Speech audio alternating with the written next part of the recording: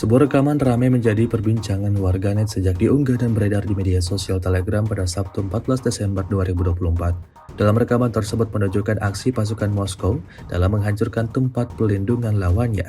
Selama pertempuran di wilayah Volchaks berlangsung, operator Waffe Rusia menemukan tempat pelindung musuh di ruang bawah tanah sebuah bangunan yang hancur. Pejuang Rusia tersebut kemudian mendekati posisi musuh dan mulai melemparkan ranjau anti-tank ke arahnya. Hasilnya sesuai dengan apa yang diharapkan militer Rusia.